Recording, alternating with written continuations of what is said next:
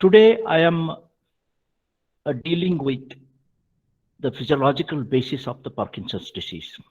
The Parkinson's disease is a very old disease, as old as even the Galen described in his writings. The first time the Parkinson's disease was described as a shaking palsy in 1817 in an essay by James Parkinson.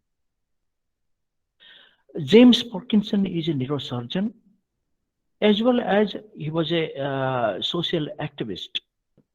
The Charcot and the Gower, these are again the great physicians of that time. They recognized the essay. This is the essay written by James Parkinson. This is the book. This book is available in the internet freely. So now they studied this book, and then they gave the name of this shaking palsy as Parkinson's disease. Parkinson's disease. So that means to honor that great neurosurgeon, the Parkinson. He is the first one to describe this shaking palsy, and according to the description, the people named it as a Parkinson's disease. That's one aspect. The second aspect, if you are going to the internet and do the Google search of the images of the Parkinson's disease or even James Parkinson's images, you will get a viral pictures of a person who is not really a James Parkinson. So that also that's also a very peculiar thing. You get the viral picture, the shaking palsy is associated with a picture of somebody who is not a James Parkinson.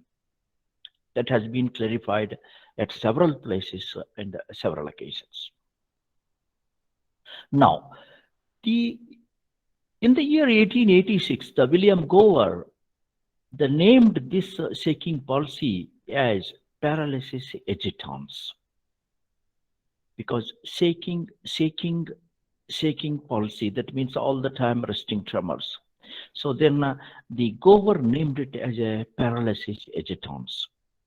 What I mean to say that I have just mentioned here, the Parkinson's disease is also known as a shaking palsy or the paralysis agitans. But we now clearly know about Parkinson's disease, and it is a disease first described by James Parkinson. This is the question: describe the parts and functions of basal ganglia. Mention the physiological basis of the Parkinson's disease and its presentation. Let us start answering this question. These are the list of various basal ganglia disorders. The Parkinsonism tops the list: the Parkinson's disease, the Huntington disease, Sydenham's chorea, Bellismus and hemibellismus, dystonia, Tourette syndrome or tic, Wilson's disease, that is hepatolenticular degeneration, kernicterus. It is because of the hyperbilirubinemia. Hyperbilirubinemia getting involved in the basal ganglia. Then tardive dyskinesia. These are created by the physicians. They are known as iatrogenic dyskinesia, resulting from the side effects of the antipsychotic drugs, which produce the extrapyramidal symptoms like ethetoid, choreatic movements, and tremors, and the weakness or the poverty of the muscles. These are some of the disorders of the basal ganglia. Now, today we will be concentrating on the Parkinson's disease. The parts of the basal ganglia: the caudate nucleus, this is a caudate nucleus. The putamen, this is putamen. These two are known as a striate nucleus. Globus pallidus, this is globus pallidus. The globus pallidus interna, the globus pallidus externa. Then subthalamic nucleus, this is subthalamic nucleus. This is thalamus. This is thalamus. This is subthalamic nucleus. Then substantia nigra is the midbrain structure, and it is here. It's here in this component. It's a dark body because of some melanin or a pigment containing molecules. Then we have another thing. This is a pontopeduncular or a pedunculopontine nucleus that is a part of the reticular system that governs the posture, the visual axis, and the auditory integrations. All those things in the pontopeduncular. So these are parts of basal ganglia. 5 parts: caudate nucleus, putamen, globus pallidus, subthalamic nucleus, substantia nigra. These 2 are striatum. These 2 are put together as a lenticular nucleus. Quickly go through these functions.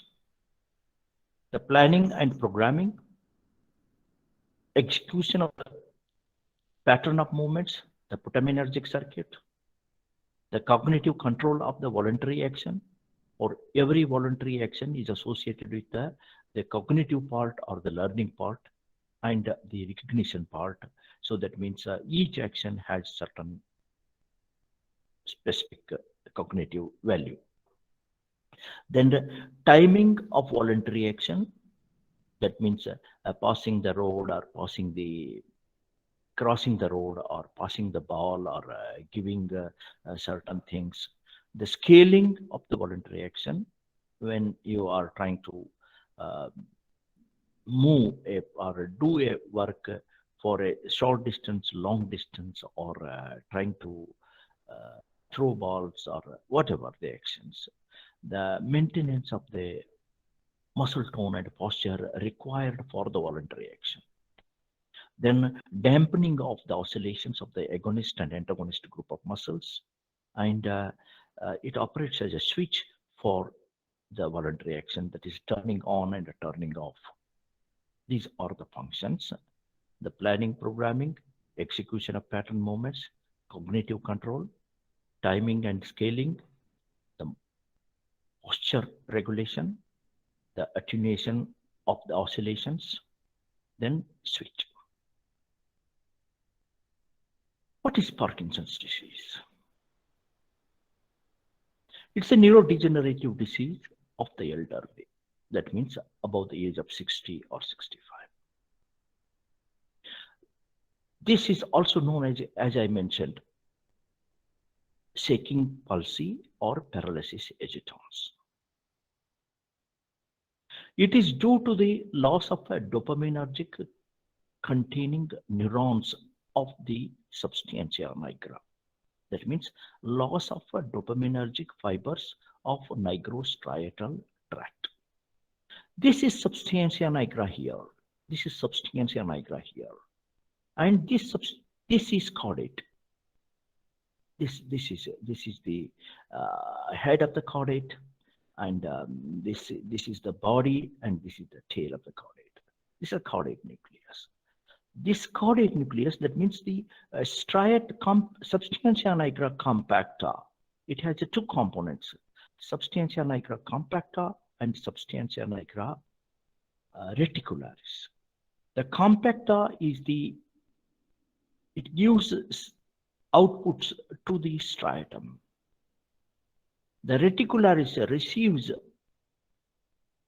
input from the GPI, and then it provides the output to the cortex and the medulla. Okay, so now this is the substantia nigra neurons here. These are dopaminergic containing neurons.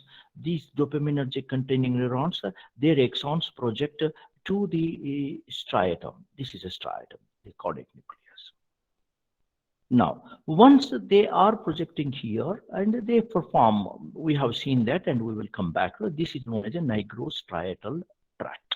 Nigrostriatal tract. And we have another dopaminergic pathway, which I am not explaining. This dopaminergic pathway is a tegmental. This is tegmentum, nucleus accumbens, and the mesolimbic system. mesolimbic system, nucleus accumbens. This tegmental nucleus also contains dopamine. It projects onto the prefrontal cortex, the entire prefrontal area. This is for the reward and the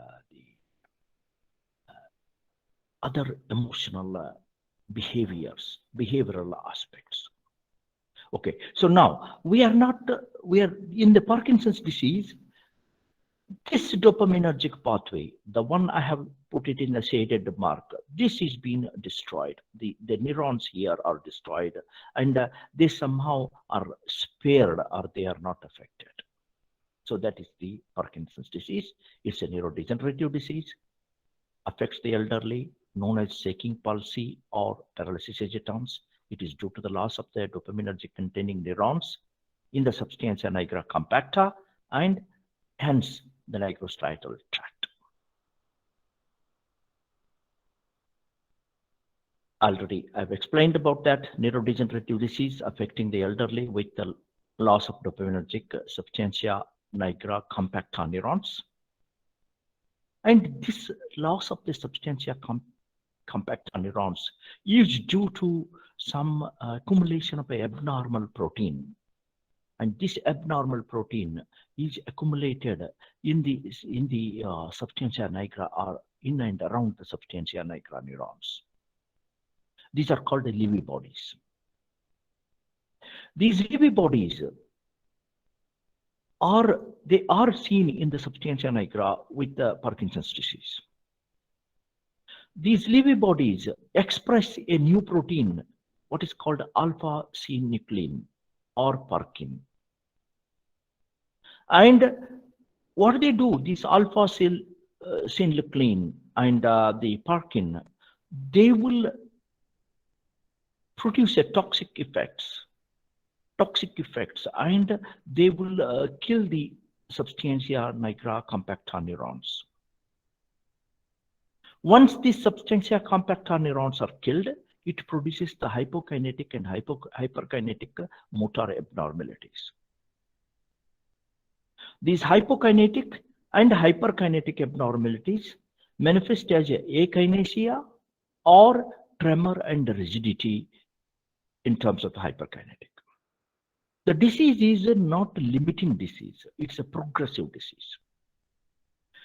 And the patient will die of severe muscle weakness or akinesia. Especially think about a muscle weakness, which is necessary to drive our respiratory muscles. If respiratory muscles do not perform, then adequate ventilation may not happen. Then person may have die of the respiratory failure. Or think of other physiological acts like a micturition or the defecation or the swallowing. These are essential part for human beings to survive. Now, if you cannot swallow, you cannot eat. If you cannot eat, then automatically you will suffer. If you cannot pass urine, the urine accumulates in the bladder. So that's again another, because to pass urine, you have to raise the intra-abdominal pressure. The intra-abdominal pressure is by the musculature of the abdominal wall. So that is another important thing. Same thing happens in case of the defecation. So that means he cannot be able to initiate the defecation or increase the intra-abdominal pressure so that the colonic contents, the colonic and rectal contents are not evacuated. So that type of a phenomena is very, very severe. I have seen patients who are not able to pass the stools. For all that, the abdominal pressure has to increase. So then the attending person to these patients have to, with a gloves, they have to evacuate the bowel contents with the finger. So that is the tragedy of this disease, and the end result is the respiratory failure and these things. So it is only, mind you here, the Parkinson's disease affects the voluntary muscles. the somatic muscles. Okay.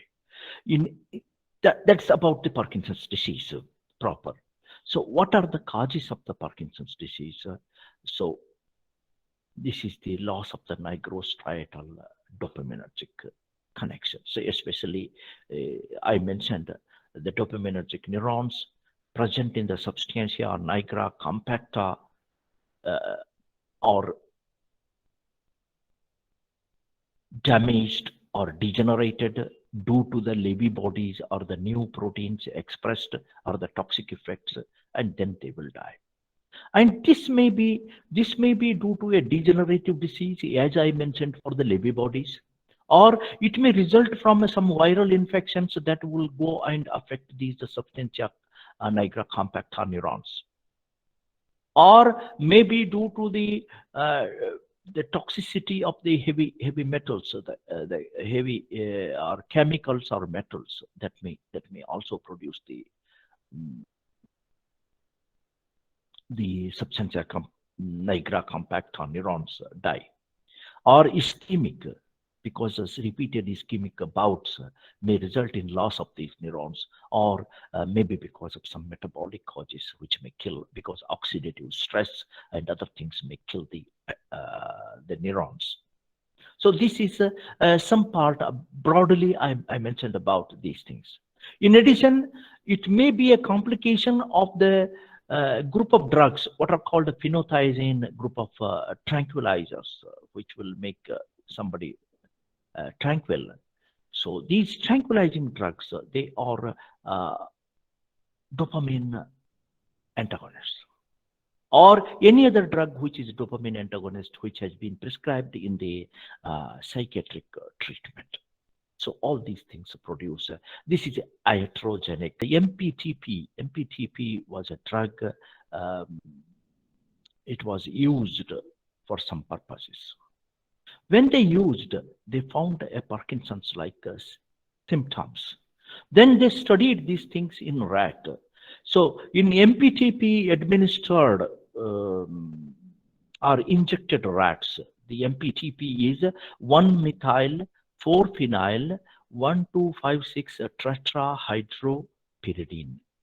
1-methyl 4-phenyl 1256 tetrahydropyridine, MPTP. It is abbreviated as MPTP. And this MPTP is a chemical.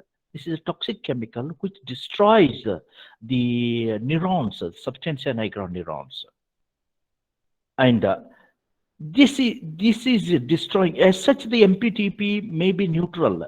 What happens? MPTP is taken up by the glial cells or astrocytes, and it is in the astrocytes. It is being oxidized by this monoamino oxidase inhibitor, or monoamino oxidase, not inhibitor, monoamino oxidase. And this monoamino oxidase oxidizes into a potent oxidant, that is an oxidant toxic chemical, that is MPP. The NPP is 1-methyl 4-phenylpyridinium plus, MPP plus. This MPP plus is highly toxic, and that kills the substantia nigra neurons. This is how the experimental models of Parkinson's disease is being developed. So there are several other experimental models, and this is one of the standard models. Yes, just for a change. Now some of those, you know him very well. This is the yesteryear Bollywood hero. I will not say hero. He is a supporting actor, Kader Khan, and a comedian, and he amused us. Maybe you may be remembering his movies, and he, in later part of his life, he suffered from Parkinson's disease. You can see that a peculiar face and the stance. You know who he is. He's one of the great boxer, Muhammad Ali, and he's been all-time great. And because of his repeated bouts of the boxing, because the boxing requires he receives the bouts, and repeated bouts, they resulted in the hemorrhage and situation, and he suffered from Parkinson's disease. So this is, you just see that this is Pope, the Pope before, the one not the current Pope, and the previous, just predecessor of the current Pope. So he suffered from Parkinson's disease. And you can just see all his features, the universal flexion, and he's drooping of the head, or head is falling down, and even hands, and all those things. And you know him. He's one of those figures which the humanity does not like, and he's Adolf Hitler. And look here, he's holding this belt to not to show his tremors, not to show his tremors. And even with this, whenever he was doing this peculiar attitude, so he was having tremors. This is Adolf Hitler. So these are some of the famous or infamous, I will put him in the infamous personalities who suffered from the Parkinson's disease. And there are many more, many more. I'm just listing you or bringing you some interest. Now, what happens to direct and indirect pathways by the loss of substantia nigra neurons? The main problem to us right now is, we know that substantia nigra compacta dopaminergic neurons are destroyed or degenerated. In that case, what happens to the basal ganglia pathways, direct and indirect pathways? Now, here is a normal pathway, the normal direct circuit. What I say, this normal direct circuit starts with the premotor cortex, and from the premotor cortex, it is given to the striatum to the globus pallidus interna, and substantia nigra reticularis. It gives to thalamus, and the thalamus in turn projects to the motor cortex, thalamocortical projections. We know that we have understood this thing. It is an excitatory pathway. This because the plus minus minus, that is plus, this output of the thalamus is an excitatory pathway. This is known as hyperkinetic loop. In a normal situation, there is a increased activity, the starting the reaction, or enhancing or augmenting the responses. Now here the blue ones are the excitatory, and the red ones are inhibitory. Now, what happens in case of Parkinsonism? Now, in case of Parkinsonism, this is the substantia nigra compacta,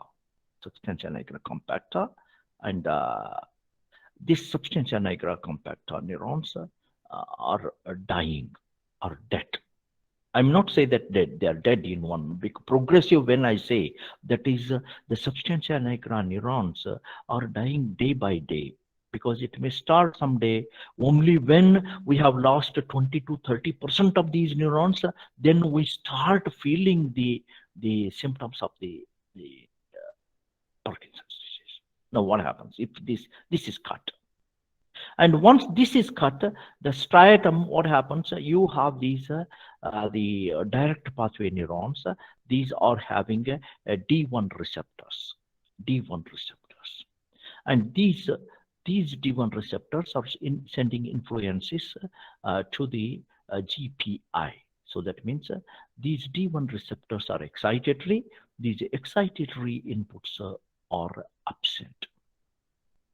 And since the excitatory inputs are absent, the output of the striatum is diminished. On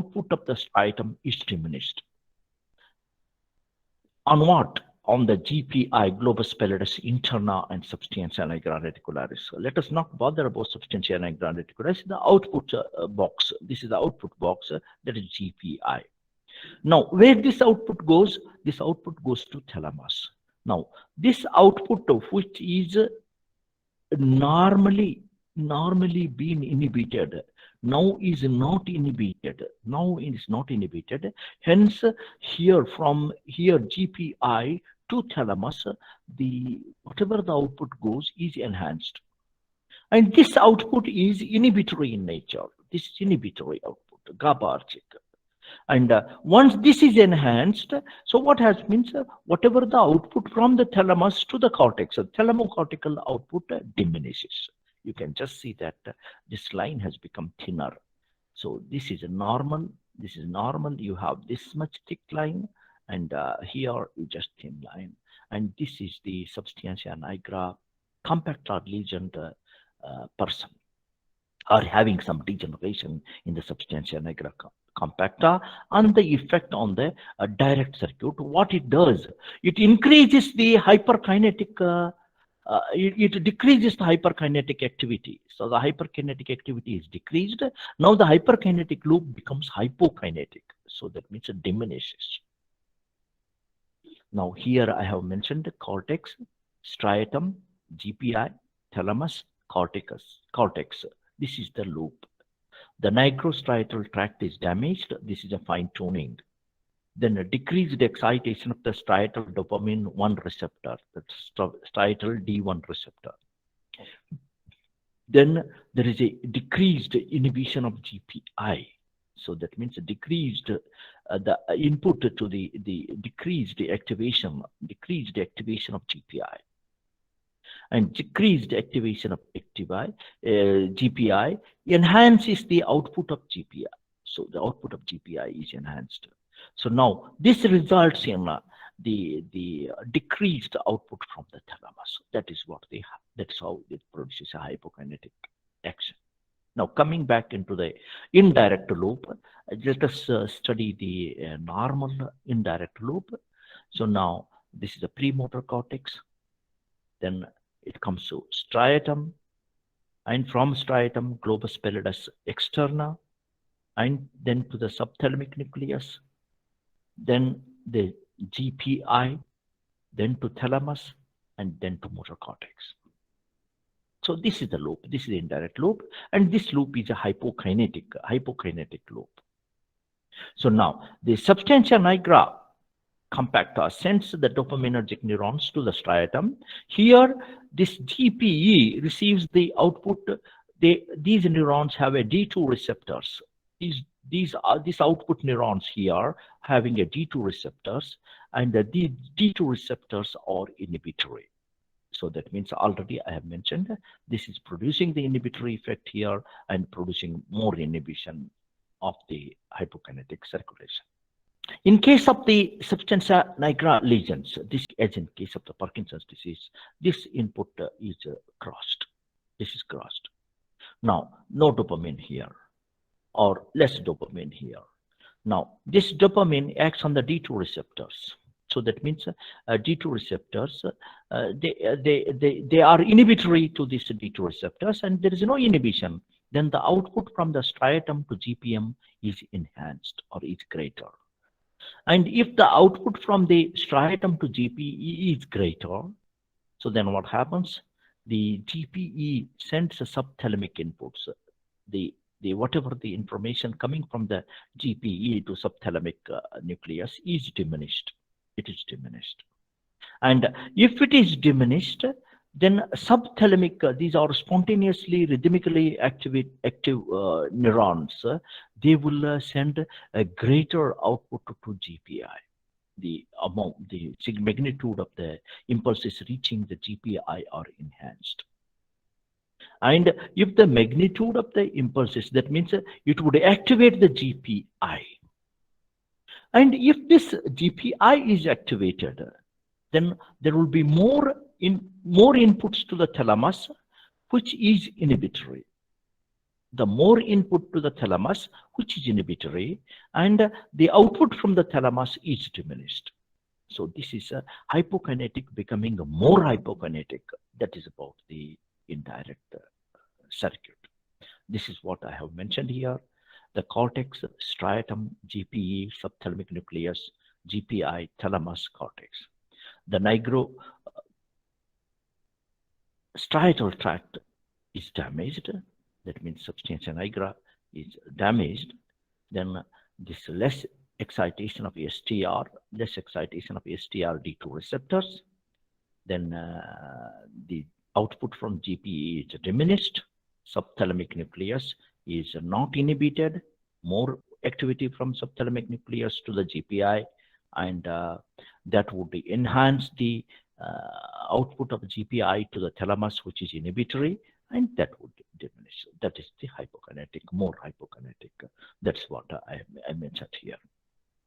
Now, this is broadly, you will see this diagram in Genong. I have taken this diagram in Genong.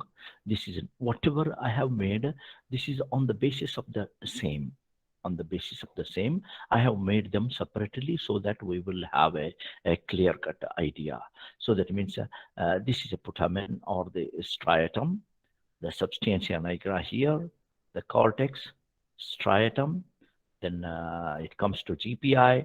This is the path, the direct path, GPI to thalamus, back to cortex.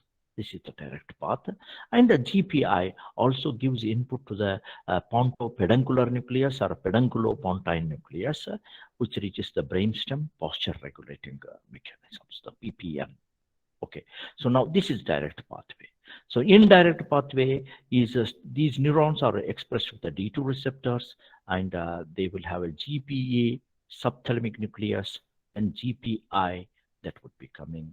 The output of the cortex is coming from the corticospinal tract. This is a corticospinal tract, and that would be reaching to the motor neurons of the brainstem and the spinal cord. This is a normal reaction. You see the magnitude is indicated by the arrow thickness.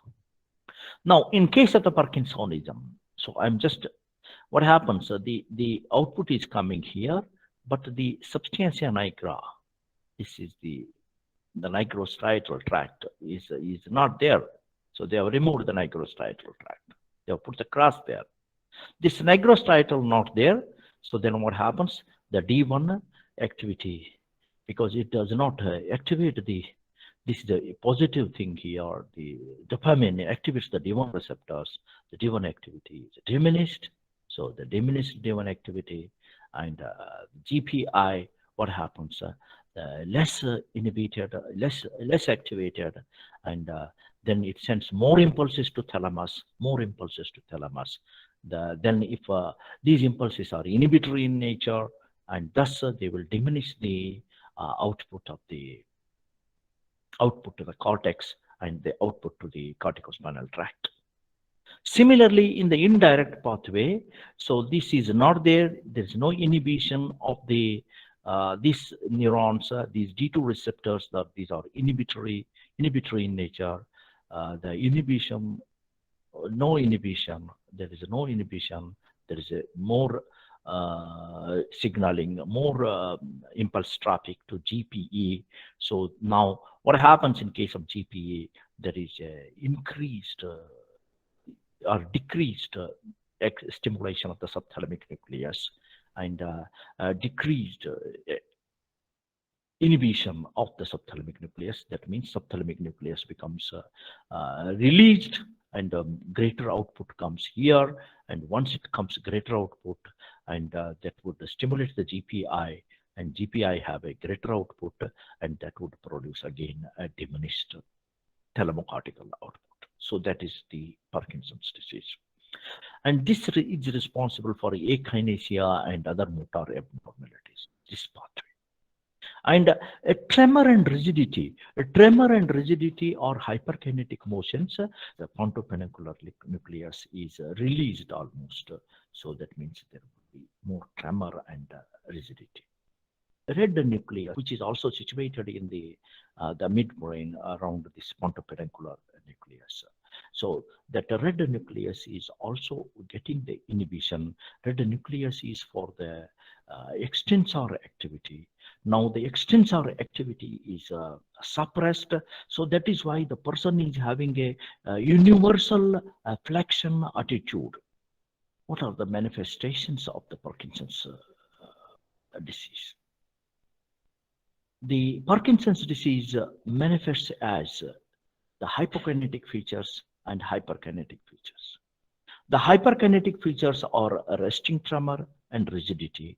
Rigidity is cogwheel and lead pipe. The hypokinetic features are akinesia or bradykinesia, that is a poverty of movements. The poverty of movements, either in terms of the velocity as well as in terms of the strength or the intensity. So now, there is, as a part of the hypokinetic features, it is the start and the stop of the motions. And the associated movements are not happening. So that means that is the part of the hypokinetic features. The speech is altered, slurred, and stuttered, and it has become low. And writing micrographia. Performing day-to-day tasks like swallowing, mastication, eating, the micturition, the defecation, walking, wearing clothes, etc. Any activity, even brushing teeth or taking a bath, and all those things are very essential day-to-day activities. They become very, very difficult. So they become poor. The posture and equilibrium diminished. The extensors are inhibited, and there is a stooping of the flexion attitude. That is about hypokinetic. Let us briefly go through these things. Here is the Parkinson's patient. You have the blank facial expression, that is a rigidity. Then he has a tremors here, resting tremors. These resting tremors are known as a pill rolling tremors, continuous tremors. The rigidity, both the agonist and antagonist group of muscles are activated. So all these agonist and so that he has a lead pipe or a cogwheel rigidity. When you try to bend his limbs passively, they offer you a resistance. So there is a poverty of movement, what is called akinesia and bradykinesia, in terms of the speed as well as the intensity. Loss of associated movement, the swinging of the arms, or while talking we have a hand movement or a eyeball movement or a facial features, all are lost. Difficulty in starting and stopping the action. The disturbance of the posture and equilibrium, very stooped posture, because there is a rigidity and the extensors are not activated, so they go into a flexor type of posture. The gait is a small shuffling gait. They are known as a fascinating gait, as if he is counting the number of steps. The speech, because of the vocal cords, this is a highly neocortical, these things, the vocal cord movement, there is a rigidity of the vocal cords, there is a tremor of the vocal cords, you have a stuttered, slow, poorly articulated speech. The handwriting, there is a micrographia. These are signs and symptoms of the Parkinson's disease. So here I will not take much time. The tremors of Parkinsonism, resting, coarse, pill rolling, disappears during action, uninhibited action. It is because of the uninhibited action on agonist and antagonist group of muscles. So that is a resting tremor. So that means agonist, and so there is always around 6 to 8 hertz frequency oscillations, 6 to 8 hertz oscillations of the agonist and antagonist group of muscles, and these are inhibited by the descending corticobulbar and even the inhibitions from the GPI to the reticular system. So that will be they are not inhibited, so they are uninhibited. Rigidity is maybe here we just tell about this is one of the hyperkinetic features. This is another hyperkinetic features. This rigidity is a lead pipe rigidity. Both are agonist and antagonist are active, and they give away intermittently, as happens in case of a cogwheel. This is cogwheel. So intermittently they will remove, cut, something like that, gives away at frequent intervals. And because of the rigidity and the stiffness, even it is seen in the neck and the trunk muscles, and it's one of the primary symptoms of the Parkinson's disease. He may start with the rigidity. And this leads to stiff, inflexible muscles and do not swing while walking. So that may be another cause of the loss of the associated movements. The pain and cramps of the muscles are seen because of the rigidity all the time they are contracted. And the facial expression becomes masked because the whole muscles become rigid. So that means there is no expression.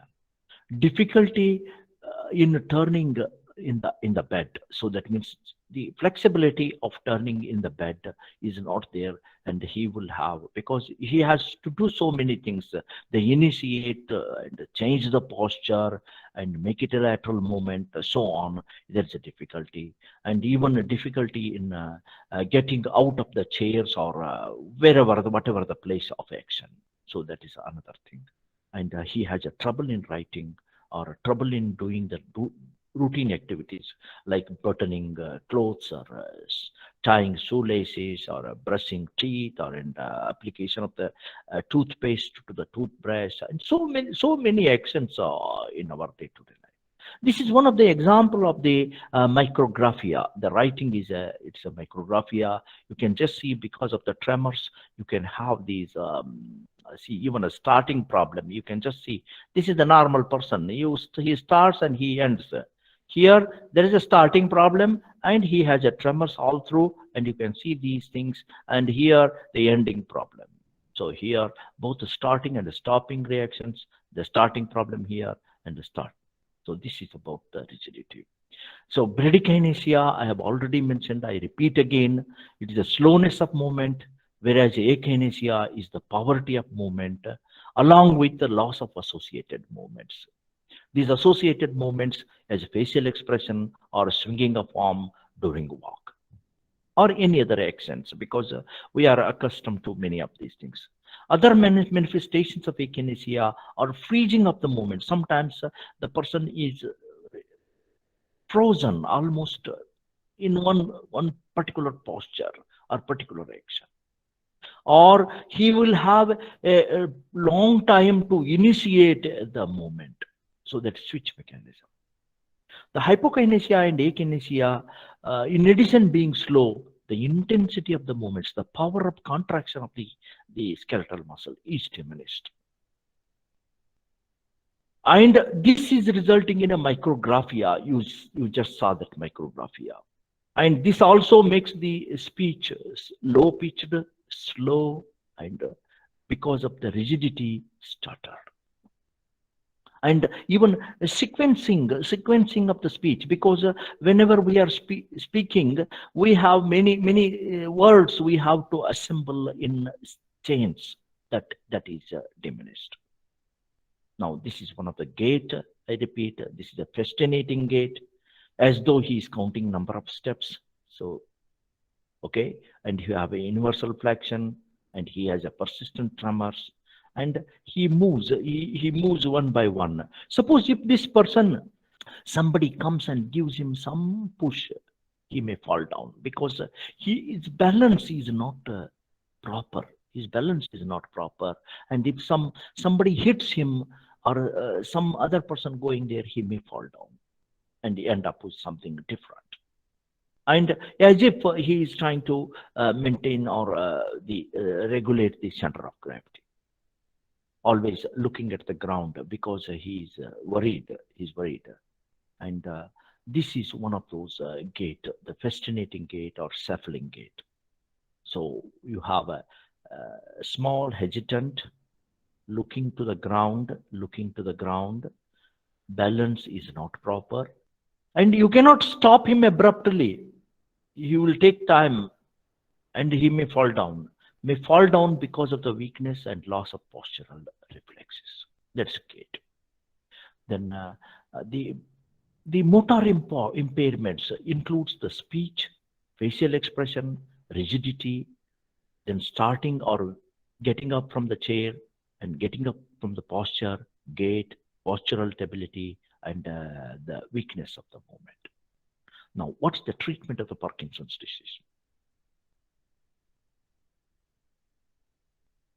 Nowadays, what we use is the dopamine replacement.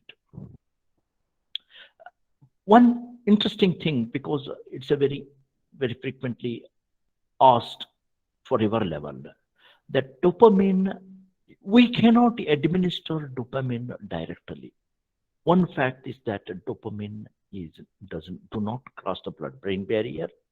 Second thing, it may be catabolized. Especially since it does not cross the blood-brain barrier, we have to give the precursor of dopamine. And this precursor of the dopamine, because what this precursor does, and that reaches to the neurons, and where in the neuron there is an enzyme system which converts that particular precursor to a dopamine. Here is the substance, what is L-dopa. L-dopa is the drug for Parkinson's disease. Okay, so now when L-dopa is given, it crosses the blood-brain barrier. No problem, it will reach to the site, and it will come to the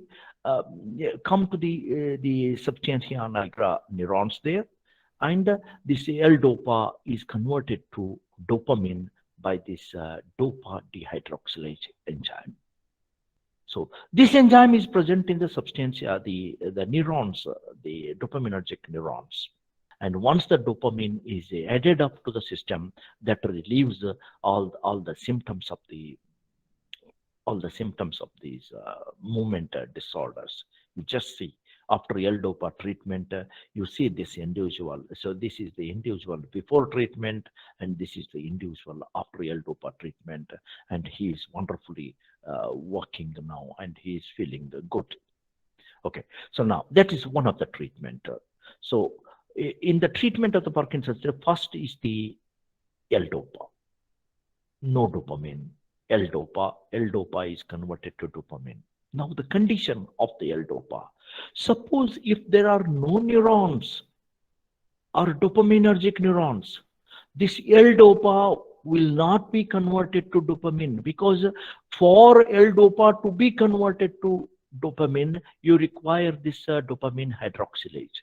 This dopamine hydroxylase is expressed in the dopamine neurons. Suppose if the substantia nigra neurons all are killed, all are dead, so then this will not work. So that means, as happens, the problem with the treatment of the Parkinson's disease is you start in the initial stages, he responds well to a particular dose. Then slowly, as the disease is progressive, in the sense that the neurons are dying one after day after day, some additional neurons are dying. So that means that the dopamine hydroxylase level is falling, and then the dopamine, you have to increase the dose of dopa. That's one part. Then another thing, a sort of a tachyphylaxis, that the response to dopamine is also diminishing. These two things make the treatment a little challenging. Then another drug which we can use or is in use for the Parkinson's disease, that is the monoamine oxidase inhibitor. So in this case, the dopamine is degraded as a metabolite by the monoamine oxidase. So now, if the dopamine is degraded by the monoamine oxidase, and if you block the monoamine oxidase, an enzyme that degrades the dopamine, so then the dopamine levels are increased.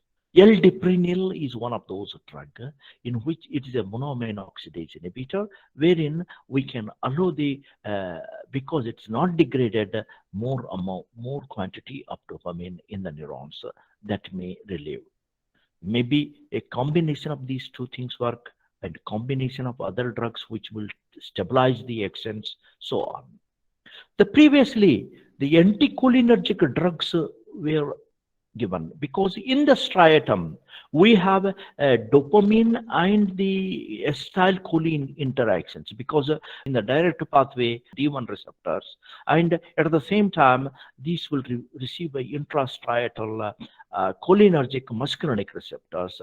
Muscarinic receptor is inhibitory, D1 is excitatory. So now anticholinergic drugs are because they are opposing the actions of the dopamine, and either in the D1 site or at the D2 site.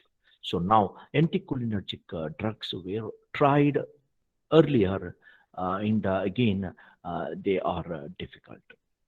Now the stem cell therapy and the transplantation of the dopamine cells has been tried. So that means dopamine cells are taken up from the adrenal medulla, and then these adrenal medullary cells are implanted into the substantia nigra site where they are grown, or dopamine cells from the fetus are taken and they are implanted.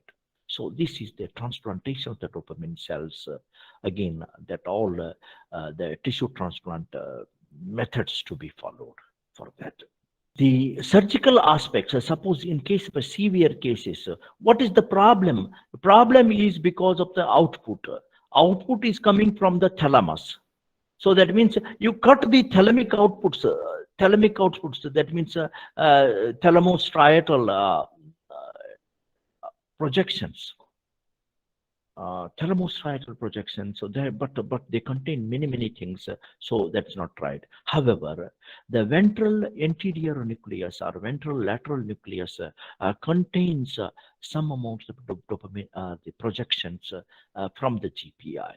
So now they did the thalamotomy. So that means they destroy these ventral anterior and ventral lateral nucleus, and that may relieve the symptoms. Again, it's a very microsurgery, and you have to be very careful. You have to reach to the thalamus, and you have to have those all stereotactic measures of the individuals. So there is also a technique known as a pallidotomy. That means the whatever is the thalamus receives inputs from the globulus pallidus interna. So now you cut that in the GPI tract. So that means this is not reaching to thalamus. So that is again tried. That's again very microsurgery and very specific surgery. And subthalamic, sometimes the people have tried the subthalamic nuclear ablation.